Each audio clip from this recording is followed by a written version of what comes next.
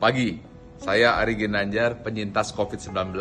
Saya ingin berbagi tips sederhana yang saya namakan PMP dalam menghadapi situasi akibat dari COVID yang luar biasa ini. Banyak sekali orang-orang yang gagal, tapi juga ada yang berhasil. Maka yang pertama adalah P, yaitu pikiran. Seperti sudah saya sampaikan berkali-kali, bahwa kekhawatiran adalah awal dari penyakit. Ketenangan adalah separuh dari obat, dan kesabaran dari awal kesembuhan. Karena itu, kuasai pikiran dan fokus kepada harapan, bukan fokus kepada khawatiran. Karena apa yang kita fokuskan, itu yang akan berkembang.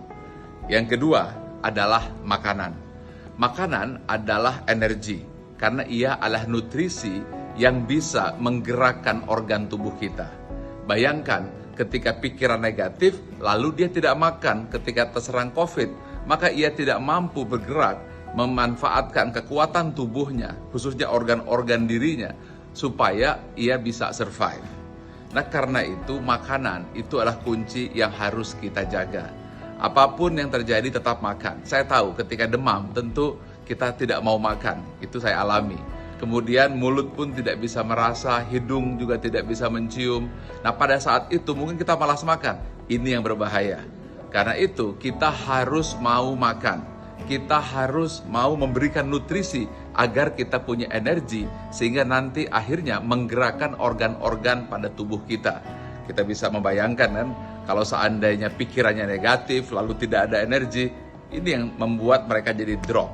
Nah, yang ketiga, yang penting adalah P, pernapasan. Ketika kita terkena COVID, kita akan tersengal-sengal. Mengapa? Karena paru-paru kita terjadi inflamasi atau peradangan. Dan ketika di ronsen, itu yang putih-putih itu. Dan kemudian ada lendirnya. Akibatnya dia seperti lem yang membuat paru-paru kita tidak mau bergerak. Dan kalau bergerak, mungkin hanya sedikit saja, sehingga susah untuk menarik oksigen.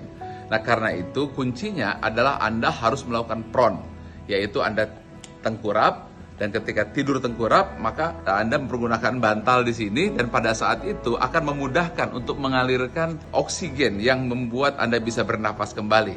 Silakan Anda cari di YouTube apa yang disebut PRON itu. Nah, di situ dijelaskan.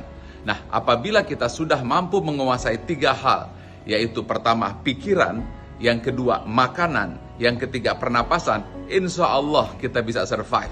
Karena masalah yang saya lihat, orang-orang yang gagal itu karena pikirannya negatif, kemudian dia khawatir, lalu tidak mau makan, dan kemudian akhirnya tidak bisa bernapas atau gagal nafas. Karena itu, yang harus kita lakukan adalah pertama, pikiran positif, fokus kepada harapan. Makanan dijaga, pelihara nutrisi agar punya energi. Dan yang ketiga adalah jaga pernapasan kita. Pagi.